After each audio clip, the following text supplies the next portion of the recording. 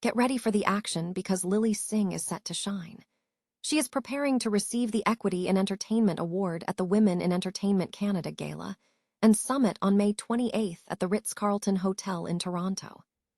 This prestigious award recognizes Canadian successes that are paving the way for industry change and opening doors for underrepresented communities across the entertainment landscape.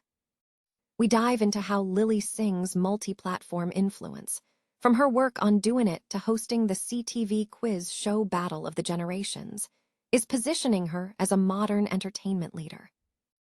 Here's a simple way to protect your phone without stress. This ALEN 3-pack comes with tempered glass screen protectors, camera lens protectors, and an installation frame for an easier, cleaner fit. It's clear, case-friendly, and built to help guard against scratches and everyday bumps. Check the link in the comments to get it on Amazon. Next up, we take a deep dive into a massive career shift. For Jet Li, coming to America meant a total transformation, forcing him to pivot from playing established heroes to tackling the role of the ruthless villain in Lethal Weapon 4. We explore the intense Hollywood contract negotiations, the cultural hurdles he faced learning English, and the dramatic change in character expectations that defined his journey into the American film industry. The nostalgia is hitting hard. Hollywood is leaning into the past with major franchise revivals this year. We look at the live-action reboot of Masters of the Universe, scheduled to hit theaters on June 5th, bringing He-Man back to the big screen. Plus, we examine the ongoing rebuild at DC with Superman, Man of Tomorrow starting filming in April 2026, and the unexpected return of the classic movie Cliffhanger for 2026. And finally, get ready for something charming and new. John Travolta is making his directorial debut with the family film propeller One Way Night Coach. This adaptation of his children's book takes us on a cross-country odyssey to Hollywood, and we break down what makes this Apple original film a must-see event. Don't miss this, and make sure you subscribe right now for all the latest news. Canadian actress and producer Lilly Singh is slated to receive the Equity in Entertainment Award at the Women in Entertainment Canada Gala and Summit on May 28. The prestigious honor will be presented at the Ritz-Carlton Hotel in Toronto. This award recognizes Canadians whose achievements are driving industry change and increasing access for members of underrepresented communities. Singh's career trajectory showcases a multi-platform influence. Backed by her indie banner Unicorn Island Productions, her recent projects include the comedy film Doin' It, which she co-wrote, produced, and stars in, following her transition to a late-night television host on NBC's A Little Late. Beyond film and television, Singh has expanded her influence through entrepreneurship and community building. She launched the South Asian Creator Network Hyphen8 and hosts the CTV quiz show Battle of the Generations, pitting contestants from various generations against each other in pop culture trivia. Furthermore, Singh has authored the book How to Be a Triangle and hosts the podcast Shameless with Lilly Singh. Organizers for WIE Canada hailed Singh as an exceptional recipient. Lilly Singh represents the modern entertainment leader, multi-platform, entrepreneurial, socially engaged, and globally influential. Her impact across industries and communities makes her an exceptional recipient of this honor, stated the WIE Canada organizers on Tuesday.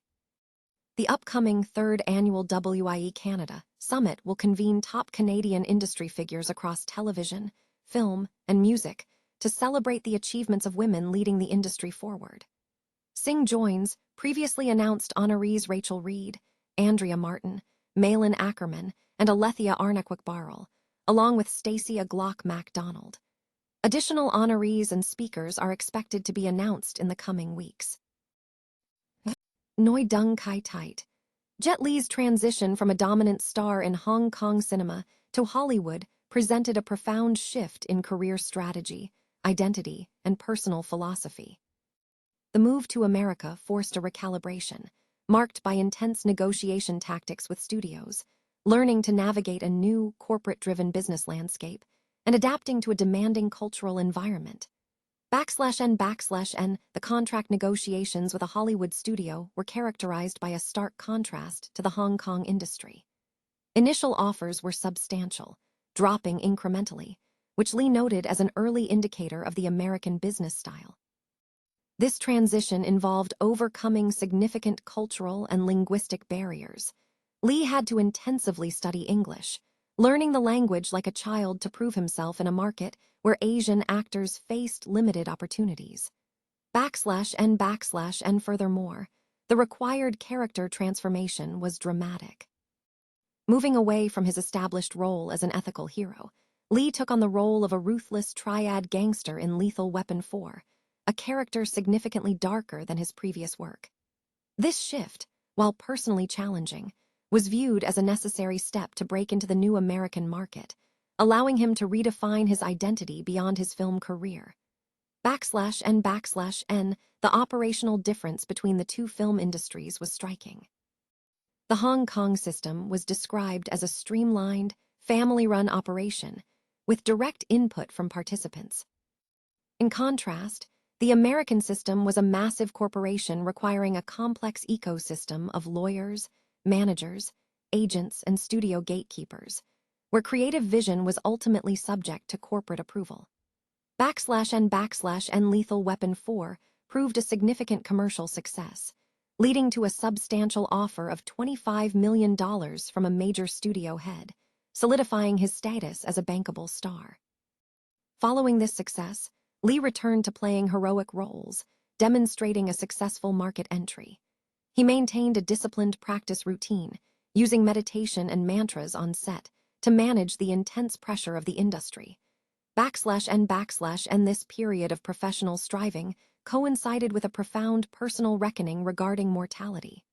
Following personal milestones, Lee faced the reality of loss when his mother was critically ill.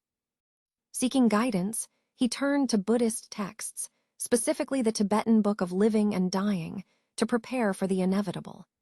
Confronted by the reality of his mother's declining health, Lee engaged with the philosophical teachings on acceptance and peace at the end of life. In a poignant final interaction, he focused on ensuring his mother's final moments were peaceful, expressing a commitment to providing security and care for his family, ultimately reflecting on the transient nature of life with her final words. It's just a matter of breath. Hollywood is experiencing a significant surge in nostalgic content, with numerous major franchises undergoing reboots, revivals, and sequels. This trend suggests studios are heavily leaning into familiar characters and worlds as they navigate rising ticket prices. The most prominent recent news involves the live-action reboot of Masters of the Universe, which is scheduled to hit theaters on June 5. This marks the franchise's biggest movie comeback since its original 1980s run, bringing He-Man back to the big screen. In other major updates, DC is continuing its universe rebuild following the 2025 Superman reboot. Superman, Man of Tomorrow is slated to begin filming in April 2026, with the studio focusing on reshaping the universe for a new generation of fans. Adding to the wave of nostalgia, the 1993 action film Cliffhanger is also set for a revival, with the new version expected to debut in theaters on August 28, 2026. Observers suggest that the current cinematic landscape feels less like a dynamic industry and more like a collection of reruns, implying that Hollywood may be intentionally capitalizing on established fan bases. Apple TV has unveiled the trailer for Propeller One-Way Night Coach, a new family film helmed by John Travolta, who is taking on the role of director, writer, and producer. The movie is an adaptation of Travolta's 1997 children's book. The film is scheduled to stream on Apple TV on May 29, following its premiere out of competition at the 2026 Cannes Film Festival. The official logline describes the adventure. Set in the golden age of aviation, a young airplane enthusiast, Jeff, and his mother set off on a one-way cross-country odyssey to Hollywood, which transforms a simple flight into the trip of a lifetime. Between airline meals, charming flight attendants, unexpected stopovers, larger-than-life passengers, and a thrilling glimpse at first class, the journey unfolds in moments both magical and unexpected, charting the course for the boy's future. Clark Shotwell stars as Jeff, while Kelly Eviston Quinnett portrays his mother. The supporting cast includes Ella Blue Travolta, Olga Hoffman, and Miles McMahon. Propeller One-Way Night Coach is an Apple original film, a production by Travolta's JTP Films, Inc., and Kids at Play, with production credits shared by Travolta of JTP Productions, Jason Berger, and Amy Laslett of Kids at Play. This directorial debut marks a return for Travolta to the Cannes Film Festival, where he previously presented his work as an actor in films such as Pulp Fiction, 1994, She's So Lovely, 1997, and Primary Colors, 1998.